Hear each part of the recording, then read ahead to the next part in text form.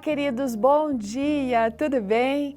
Como está a semana? Você tem percebido como Deus tem cuidado de você? Vamos prestar atenção nas providências de Deus?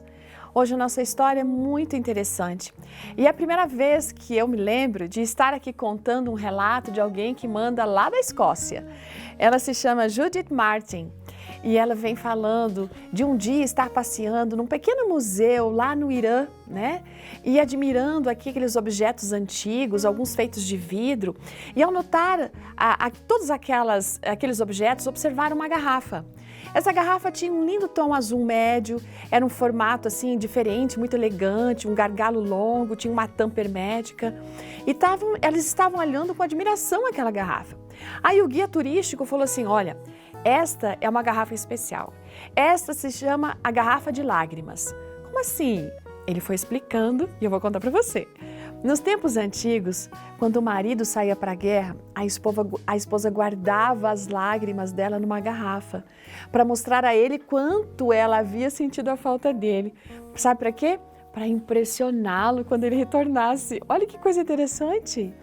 E eles tinham já explorado ali naquele lugar sítios arqueológicos, cidades desertas no sul do Irã, incluindo a cidade de Persépolis, onde havia sido construída com a ajuda de escravos, alguns dos quais talvez tenham sido até os descendentes de judeus que foram levados lá para a Pérsia durante o tempo de Nabucodonosor. Aquelas belas molduras nas ruínas daqueles palácios, fizeram a nossa amiga aqui voltar no tempo.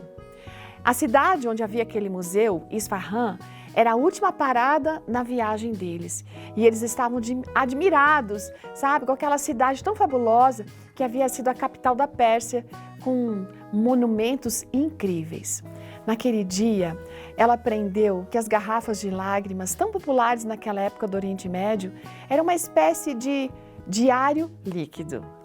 No dia seguinte, enquanto ela lia a sua Bíblia, de manhã bem cedo, ela se deparou com um texto que está em Salmo 56, verso 8, que diz assim: Contaste os meus passos quando sofri perseguições, recolhe as minhas lágrimas no teu odre. Olha que coisa incrível! E ela pegou e leu de novo. Era uma leitura, sabe, que se encaixava de uma forma tão apropriada às experiências que estavam vivendo. O que será que Deus estava querendo dizer? Ela nunca tinha lido aquele texto antes e, para falar a verdade, eu também não lembro de ter lido. Se ela havia se esquecido, ela não lembra, mas aquilo foi muito significativo. O texto fez com que ela se lembrasse de que Deus conhece todas as nossas peregrinações, os nossos altos, os nossos baixos, ao longo dos anos da nossa vida. Deus sabe do nosso sofrimento, Ele conhece as nossas lágrimas e Ele chora conosco.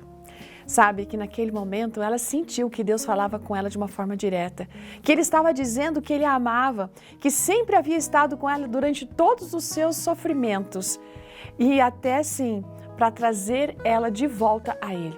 Não é assim que Deus age conosco também? Ele é um Deus que nos ama, é um Deus que ama você, que ama a mim de uma forma muito pessoal. Ele não é só o Rei Todo-Poderoso do Universo, mas Ele é o nosso Pai, aquele que nos acompanha, aquele que nos guia.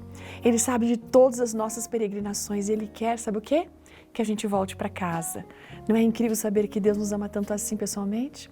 Esse seu amor e sua graça excelsa sempre estão à disposição e nos resgatam. Que coisa maravilhosa. Ótimo dia, até amanhã. Tchau.